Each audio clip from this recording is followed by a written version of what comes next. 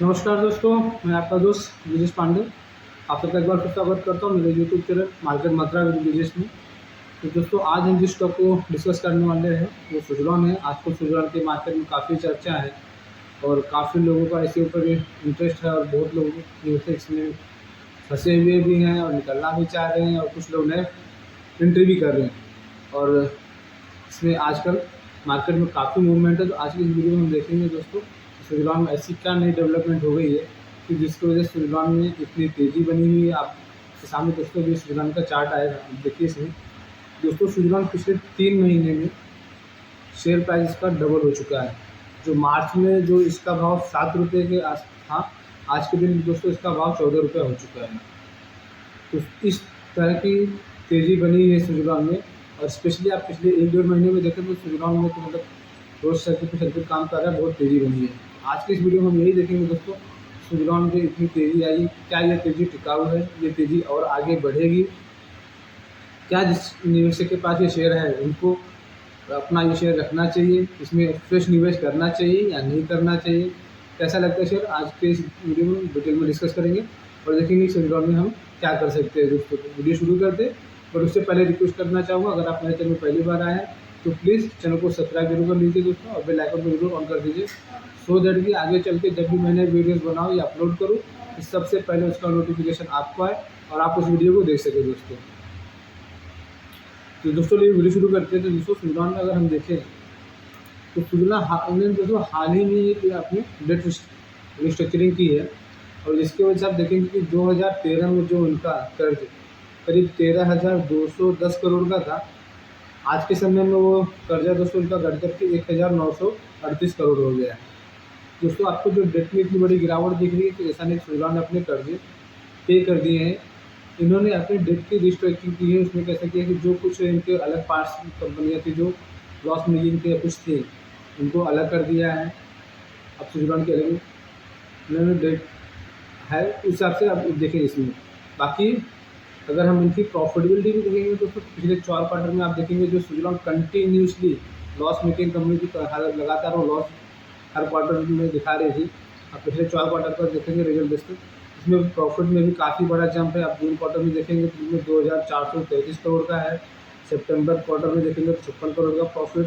दिसंबर quarter में आप देखेंगे तो 78 करोड़ का प्रॉफिट हुआ है। और मार्च क्वार्टर में देखेंगे तो फिर से इन्होंने 320 करोड़ का प्रॉफिट रजिस्टर किया है।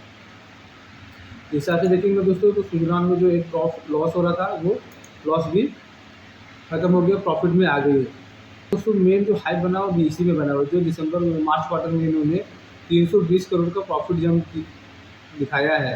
जो पिछले क्वार्टर में आप देखेंगे करीब 78 करोड़ का था, 78 करोड़ से बढ़ के 320 करोड़ का प्रॉफिट दिखाया। तो मार्केट में यही हाइप बनेगा कि सुज़लॉन में एक क्वार्टर में उनका प्रॉफिट जो है 4 गुना 5 गुना बढ़ गया है। सुज़लॉन की रिलेटिव हो रही है, सुज़लॉन वापस से 500-700 हो जाएगा, और इस हिसाब से मार्केट में एक हाइप बने। और उसी हाइप के चक्कर में देखिए दोस्तों सुज़लॉन का शेयर जो है पिछले 3 महीने में डबल हो चुका है दोस्तों। हम इस जो 320 करोड़ का प्रॉफिट इन्होंने रजिस्टर किया है पिछले क्वार्टर में, उसमें दोस्तों सुज़लॉन का 320 करोड़ के प्रॉफिट में से 257 करोड़ 257 करोड़ एक्सेप्शनल प्रॉफिट है दोस्तों। अभी एक्सेप्शनल प्रॉफिट क्या होता है?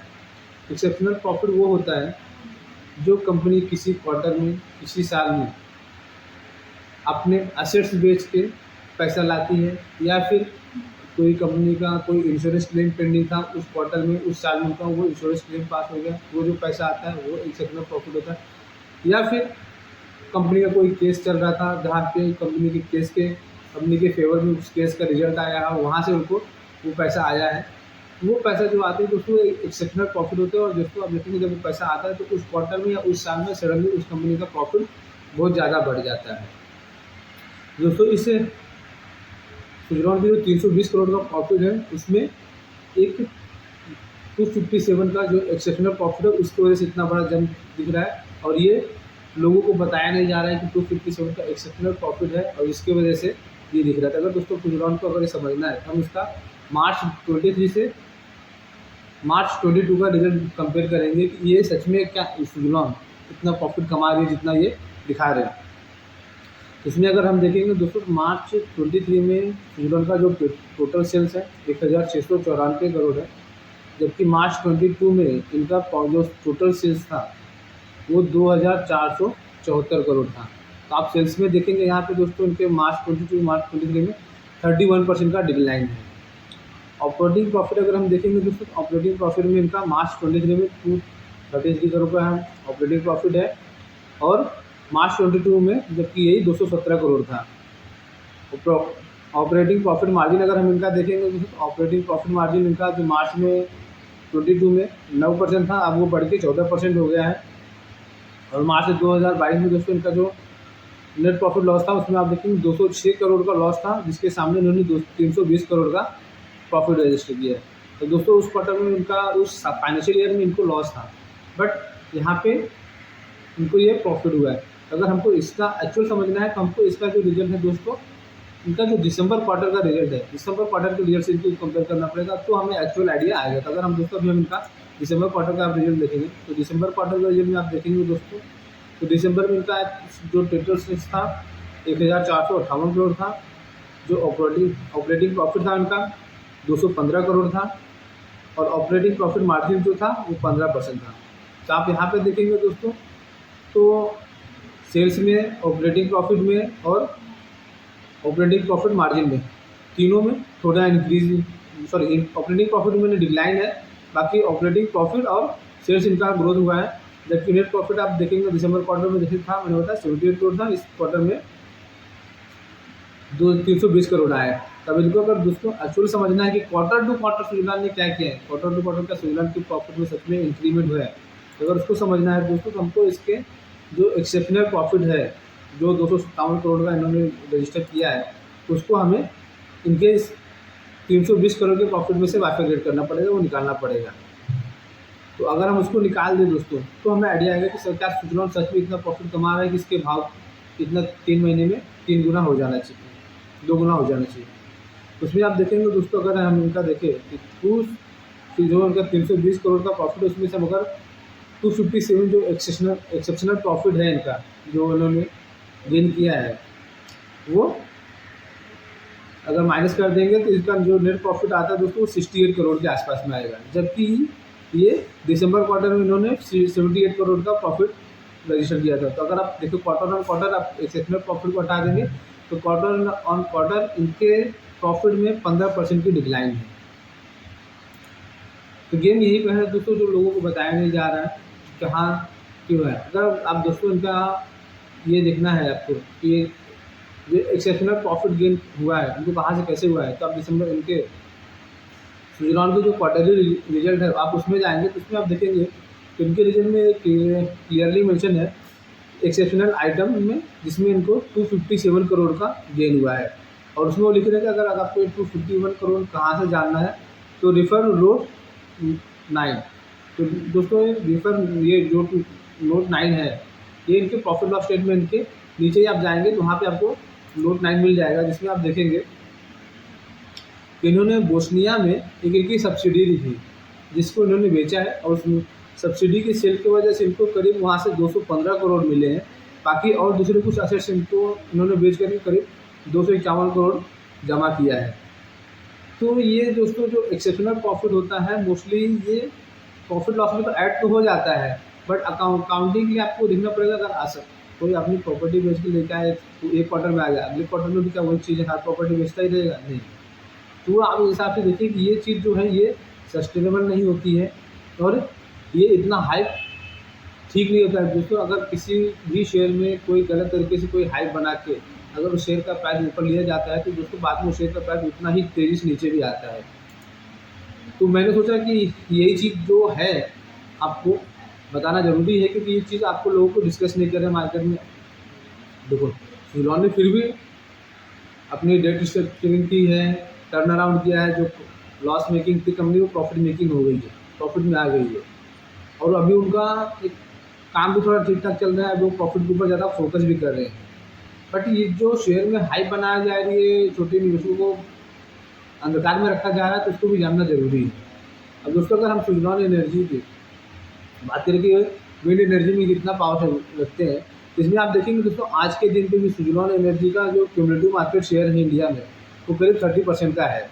अगर आप हिसाब से देखेंगे दोस्तों तो सुज़लॉन का क्यूमुलेटिव मार्केट की प्राइस जो है वो 33 क्यूमुलेटिव मतलब जो उन्होंने शुरू से काम किया है आज तक वो पकड़ के 33% है। लेकिन अगर आप लेटेस्ट में देखेंगे कि लेटेस्ट में क्या सुज़लॉन मार्केट शेयर क्या कर रहा है, उसमें आप देखेंगे लेटेस्ट में सुज़लॉन का मार्केट शेयर गिरा ही है दोस्तों, बढ़ा नहीं है। उसमें सुज़लॉन मार्केट में जो हाइप चलाई जा रही है कि सुज़लॉन का शेयर यहाँ से जो है 4 गुना 5 गुना हो जाएगा और सुज़लॉन का शेयर का भाव 70 रुपया 75 रुपया 80 रुपया 100 रुपया हो जाएगा। तो उसको अगर हम समझना है तो आज के दिन देखेंगे सुज़लॉन का जो करंट मार्केट प्राइस है 14 रुपया है और इसके हिसाब से दोस्तों सुज़लॉन का जो मार्केट कैप आ रहा है करीब 15,780 करोड़ आ रहा है। अगर सुज़लॉन का दोस्तों यहाँ से भाव 75 रुपया हो जाता है, यहाँ से 5 गुना हो जाता है, सुज़लॉन के जो मार्केट कैपिटलाइजेशन है वो करीब 85,000 करोड़ के आसपास में आ जाएगा। दोस्तों मैं आपके सामने भी एक लिस्ट रखना चाहूँगा जो भारत की कंपनियों के बारे में जिनका मार्केट कैपिटलाइजेशन 80,000 करोड़ से लेकर 90,000 करोड़ के बीच में है। इसमें देखेंगे दोस्तों जो कुछ कंपनियां आ रही हैं हमारी InterGlobe aviation, Cholamandalam investment, SBI card, ABB India, Ambuja cement, Bharat electronics, Havells India, Bajaj holding, Adani total gas, ये कुछ 9-10 कंपनियां हैं दोस्तों जिनका मार्केट कैपिटलाइजेशन आप देखेंगे करीब 80,000 से 90,000 करोड़ के बीच में है। तो अगर सुज़लॉन का शेयर प्राइस 75 रुपया होगा तो सुज़लॉन भी इन कंपनियों के साथ में इनके मार्केट कैपिटलाइजेशन के बीच में आके खड़ा हो जाएगा और कुछ कंपनियों से इसमें से बड़ी भी हो जाएगी। दोस्तों हाल ही उनके एक इन्वेस्टर मीट में एक प्रेजेंटेशन रखी थी जिसको मैं आपके सामने रखना चाहूँगा, जिसमें सुज़लॉन ने दिखाया था कि आने वाले समय में जो इंडिया की रिन्यूएबल एनर्जी ग्रोथ है उसमें कहाँ पे कितनी ग्रोथ आएगी। इसमें आप देखेंगे कि आज के दिन में जो विंड पावर एनर्जी है उसमें जो ग्रोथ टोटल कैपेसिटी है उसकी 43 गीगावाट की कैपेसिटी है जो 2030 तक ये बढ़ के करीब 100 गीगावाट तक हो सकती है। और सोलर एनर्जी में आप देखेंगे दोस्तों सोलर एनर्जी की आज के समय में जो टोटल कैपेसिटी है करीब 67 गीगावाट की है जो 2030 में बढ़ के 293 गीगावाट हो सकती है। इस तरह आप देखेंगे दोस्तों सोलर में जो इंक्रीमेंट है जो ग्रोथ है करीब यहाँ से 4 से 5 गुना ग्रोथ हो सकता है अगले आने वाले 7-8 सालों में। बाकी जबकि विंड एनर्जी में आप देखेंगे तो विंड एनर्जी में यहाँ से 2% का ग्रोथ हो रहा है। अगर दोस्तों उस सेक्टर में ही अगर टू टाइम से ज़्यादा ग्रोथ नहीं है अगले आने वाले 7-8 साल में तो क्या सुज़लॉन एनर्जी उस सेक्टर की लीडर भले है लेकिन क्या 7-8 गुना 5 गुना बढ़ सकती है। दोस्तों को सुज़लॉन को यहाँ से 10 से 12 गुना होना है तो सुज़लॉन को कुछ काम करने पड़ेंगे जिससे उनके उसमें आप देखेंगे दोस्तों सबसे पहला काम उनको करना पड़ेगा। अगर सुज़लॉन को यहाँ से 10 से 12 गुना होना है तो उनको उनका प्रॉफिट मार्जिन बढ़ाना पड़ेगा और एग्रेसिव बिडिंग करनी पड़ेगी। एग्रेसिव बिडिंग में दोस्तों आज के दिन में मुझे लगता है कि सुज़लॉन शायद वापस से नहीं जाएगी क्योंकि दोस्तों ये एग्रेसिव बिडिंग के चक्कर में ही पिछले सालों में पिछली बार जब हुआ थे कंपनी तो डेट जो उनका कर्जा था बड़ा था और लोन लेके उन्होंने एग्रेसिव बिडिंग की और वो सब किए जिसकी वजह से उनका कर्जा बढ़ता गया और वो इसी में फंसते चले गए। तो ये एग्रेसिव बिडिंग के चक्कर में शायद सुज़लॉन नहीं जाएगी। दूसरा दोस्तों आपने देखा इसमें आज जो सुज़लॉन कर रहा है वो सुज़लॉन सर्वाइवल मोड में है, वो जिंदा रहने की लड़ाई लड़ रहा है। वो मतलब दूसरों का शेयर खाने की कोशिश नहीं कर रहा है, वो सोच रहा है कि मैं किसी तरह वापस से जिंदा हो जाऊँ, वापस से खड़ा आ जाऊँ। उसमें दोस्तों आज के दिन में सुज़लॉन जो काम कर रहा है वो उन्हीं प्रोजेक्ट के ऊपर काम कर रहा है या उन्हीं प्रोजेक्ट के लिए बिड कर रहा है जिसमें उसको प्रॉफिट मार्जिन ज़्यादा मिलती है। तो जो पहला वाला पॉइंट मैंने बताया ना इंक्रीज मार्जिन, तो मार्जिन इंक्रीज करने के लिए ये तो ठीक है कि उन्होंने आज के दिन को वो उन्हीं प्रोजेक्ट के ऊपर काम करे जिसमें उनको लगता है कि मुझे यहाँ पे प्रॉफिट मार्जिन ज़्यादा है तो वही प्रोजेक्ट ले लें। आज के दिन पे दोस्तों सुज़लॉन जो कर रहा है वो प्रॉफिटेबिलिटी पर ज़्यादा ध्यान रहा है, ठीक, ना कि ग्रोथ पर। ग्रोथ में अगर वापस से जाएगा तो ग्रोथ के लिए वापस से उसको नए नए प्रोजेक्ट लेने पड़ेगा, एग्रेसिव बिडिंग करनी पड़ेगी, मार्केट से कर्जा लेना पड़ेगा, मार्केट से कर्जा लेके वापस वो फंसना नहीं चाहता। तो वो प्रॉफिटेबिलिटी के ऊपर उसका ज़्यादा ध्यान है ना कि ग्रोथ के ऊपर। तो ये दोस्तों यहाँ पर देखिए ये जो प्रोसेस है ये बहुत ही स्लो प्रोसेस है। इसमें टाइम कंज्यूमिंग है, आने वाले समय में काफ़ी लंबा टाइम लगेगा। ऐसा नहीं कि 1 साल 2 साल 3 साल में स्विट्ज़रलैंड यहाँ से ऐसा पहुँच जाएगा। बट फिर भी दोस्तों अगर हम हाइपोथेटिकल अगर जो हिसाब से लोग बोल रहे हैं उसको हम समझने के लिए अगर स्विट्ज़रलैंड का देखें कि क्या स्विट्ज़रलैंड यहाँ से 70 रुपये पहुँच सकता है, तो 70 रुपये स्विट्ज़रलैंड को पहुँचने के लिए दोस्तों अपना जो प्रॉफिट है उसको हर साल करीब करीब 2,800 करोड़ का प्रॉफिट रजिस्टर करना पड़ेगा। अगर स्विट्ज़रलैंड 2,800 करोड़ का प्रॉफिट ईयरली रजिस्टर करता है दोस्तों, तो इसका ईपीएस जो आएगा 2.31 के आसपास में ईपीएस आएगा। और एक मार्केट स्टैंडर्ड का एक रीजनेबल हम अगर ईपीएस पकड़ ले, पीई पकड़ ले दोस्तों स्विट्ज़रलैंड की 30 का पीई पकड़ ले, तो आप सब देखेंगे स्विट्ज़रलैंड का स्टॉक प्राइस जो है वो करीब 70 रुपये के आसपास में पहुँच सकता है। ऐसा नहीं कि ये नामुमकिन है स्विट्ज़रलैंड का प्राइस यहाँ से 70 रुपया, बट ये मुश्किल बहुत है, बहुत ही कठिनाइयाँ इसको, ये टाइम कंज्यूमिंग है। तो शेयर मार्केट में दोस्तों कोई भी चीज़ नामुमकिन नहीं होती है। तो अगर हम जो दोस्तों आप बोलेंगे कि 16 का भाव कैसे है, तो जो स्टॉक प्राइस रहता है दोस्तों, स्टॉक प्राइस निकालने का एक बेसिक फार्मूला है कि आप जो शेयर का ईपीएस है उसको पीई से इंटू कर दो तो आपको स्टॉक प्राइस मिल जाएगा। तो यहाँ पे हमारा ईपीएस 2.31 है, पीई 30 है, तो आप उसको आप मल्टीप्लाई तो आपको देखेंगे इसका जो भाव है वो 69.50 के आसपास में आ जाएगा दोस्तों। तो आज के दिन पे दोस्तों अगर आप देखें स्विट्ज़रलैंड कितना प्रॉफिट कमा रहा है क्वार्टर में 70-80 करोड़। तो अगर स्विट्ज़रलैंड को 2,800 करोड़ का प्रॉफिट साल का कमाना है तो करीब उसको हर क्वार्टर में करीब कितना 700-800 करोड़ का प्रॉफिट कमाना पड़ेगा। तो उसके लिए स्विट्ज़रलैंड का आज के दिन पे जो करंट प्रॉफिट है उसको उस प्रॉफिट को यहाँ से 10 से 12 गुना बढ़ाना पड़ेगा, तो जाकर स्विट्ज़रलैंड का जो ईयरली उनका टारगेट है 2,800 करोड़ का प्रॉफिट का वो अचीव होगा। फिर जाके स्विट्ज़रलैंड को आप देखेंगे दोस्तों उसका भाव 70 रुपये के आसपास में पहुँच सकता है। ये काफ़ी मुश्किल भरा काम है। आज के दिन पे विंड एनर्जी में जो सिचुएशन है, जो कठिनाइयाँ हैं, उस हिसाब से ये बहुत ही मुश्किल लगता है, क्योंकि नामुमकिन तो देखो दोस्तों कुछ नहीं है। आप शेयर मार्केट के लिए किसी भी शेयर को क्या भाव देना है वो कुछ भी पावर के ऐसा भाव दे दे, कल के दिन कोई ऑपरेटर बैठ जाए इसका भाव 50 खींच के यहाँ से टांग दे 100 रुपये पे कोई बड़ी चीज़ नहीं है। बट अगर आप उस ट्रैप में फंस रहे हैं तो आपको सावधान जरूर रहना पड़ेगा दोस्तों कि स्विट्ज़रलैंड में क्या करना है।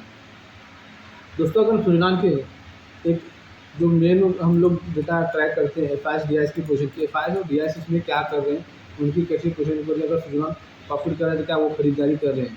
दोस्तों आपके सामने स्विट्ज़रलैंड का पिछले 4 क्वार्टर का डेटा है। इसमें आप देखेंगे कि मार्च 2022 में आप देखेंगे मार्च 2022 में जो एफआईएस का स्टेक था दोस्तों इसमें 5.52 था, डीआईएस का स्टेक जिसमें था दोस्तों 13.57 और पब्लिक की जो होल्डिंग थी इसमें 65.06% है। और उसके बाद देखेंगे जून क्वार्टर में देखेंगे दोस्तों एफआईएस का स्टेक 6.29 हुआ, डीआईएस का स्टेक 15.51 हुआ और पब्लिक की स्टेक जो हुई 63.29 हुई। और ये जून क्वार्टर से आप देख रहे हैं दोस्तों इसमें स्विट्ज़रलैंड में प्रॉफिट आना चालू हुआ है। बाद में सितंबर क्वार्टर में आप देखेंगे दोस्तों सितंबर क्वार्टर में एफआईएस का स्टेक थोड़ा बढ़ा 7.84 हुआ, डीआईएस की 8.25 हो गई, जो 15.5% थी वो घट करके 8.25 हो गए। और पब्लिक का स्टेक देखेंगे दोस्तों जो 63 थी वो बढ़ के 69 हो गई। और ये मार्च क्वार्टर का जो दोस्तों आप देखेंगे जो लेटेस्ट डेटा आया है इसमें आप देखेंगे एफआईएस की स्टेक ऑलमोस्ट स्टेबल 7.5 के आसपास में है। डीआईएस की स्टेक जो दोस्तों 15.5% थी वो 15.5% से घट के 5.5% हो गई। और पब्लिक की स्टेक जो इसमें दोस्तों 63% थी वो बढ़ करके 62.30 हो गई। इसमें दोस्तों डीआईएस वही है जो इन्वेस्टर हैं स्विट्ज़रलैंड में, जिन्होंने स्विट्ज़रलैंड को लोन दिया हुआ है।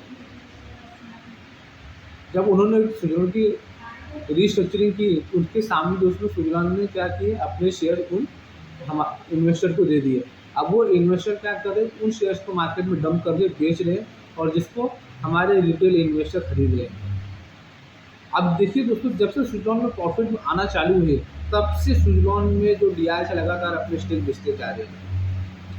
अगर समझ कोई कंपनी लॉस मेकिंग हो, लॉस बढ़ रहा, फिर उसमें जो इंस्टीट्यूशनल होल्डिंग है अगर वो कम हो तो समझ में आता है। लेकिन जब से कंपनी जब तक लॉस में थी तब तक तो उनका स्टेक ज़्यादा था, लेकिन जब कंपनी प्रॉफिट करने लगी तो उसमें इंस्टीट्यूशनल अपने स्टेज बेच के निकल गए। तो मतलब जो इंस्टीट्यूशनल जिन्होंने उनको कर्जा दिया था, जिन्होंने उनके ऊपर लोन लगाया, पैसा किया है, उनको भरोसा नहीं कि सुजलॉन यहाँ से आगे कुछ नया कर सकते, उसमें कुछ मिरेकल होगा। और वो अपना शेयर जो है मार्केट में डंप कर रहे हैं, और उसमें दोस्तों हमारे पब्लिक रिटेल इन्वेस्टर जो है फंसते जा रहे हैं, उसको शेयर को जमा करते जा रहे हैं। तो वापस दोस्तों मैं एक बार ये सब डेटा देख के, इस सब चीज़ों को एनालाइज करने के बाद मैं तो ये डिस्कस पे पहुँचा हूँ, सुजलॉन ऐसा शेयर है जिसमें मुझे तो नहीं फंसना है। ये यहाँ से 100 रुपया हो जाए तो भी मुझे कुछ नहीं फ़र्क पड़ता। मेरे पास मार्केट में 1000 शेयर है, मैं उसको देख लूँगा। क्या होता है दोस्तों, हम जैसे छोटे रिटेल निवेशक छोटे शेयर ढूंढते रहते हैं जो मल्टीबैगर हो जाए। तो जैसे मैं बार बार बोलता हूँ, फिर आपको एक बार बोलूँगा, मल्टीबैगर स्टॉक उसी तरह नहीं जैसे शोले में पिक्चर में धर्मेंद्र बोलते हैं कि गब्बर कोई बकरी का बच्चा तो नहीं है दौड़े और पकड़ लिए। तो वैसे दोस्तों मल्टीबैगर कोई बकरी का बच्चा नहीं है जिसको आप दौड़े और पकड़ लिए। किसी भी स्टॉक्स को मल्टीबैगर बनने के लिए, जैसे मैंने अपने पिछले वीडियोज़ में डिस्कस किया है, कुछ क्राइटेरिया होती है, कुछ सेट ऑफ रूल्स हैं, तो वो जब मीट होते हैं तो वो स्टॉक मल्टीबैगर बनता है। सुजलॉन जैसे स्टॉक अगर नहीं बनता। तो दोस्तों अगर सुजलॉन में निवेश है तो ये जो करंट भाव आया है, इसमें आप एग्जिट का चांस देखिए। नया निवेश इस लेवल पे करने का तो मैं किसी को सलाह नहीं दे सकता, कुछ नहीं बोल सकता। बाकी दोस्तों अगर आपको सुजलॉन में है, निवेशित हैं या उसमें निवेश करना चाहते हैं या जो भी करना चाहते हैं, तो उसके ऊपर दोस्तों आप अपने फाइनेंशियल एडवाइजर की इंडिपेंडेंट राय जरूर लें। हमने ये जो भी डिस्कस किया है किसी के लिए कोई रिकमेंडेशन, कोई सलाह नहीं है, ये हमने खाली एक एजुकेशनल पर्पज़ के लिए डिस्कस किया है। इसमें आप निवेश कर रहे हैं तो अपनी राय और अपने फाइनेंशियल एडवाइजर की राय जरूर निकले दोस्तों। मिलते हैं दोस्तों अगले वीडियो में, जिसमें हम किसी और स्टॉक के ऊपर डिस्कस करेंगे। तब तक के लिए आप सबको धन्यवाद, थैंक यू।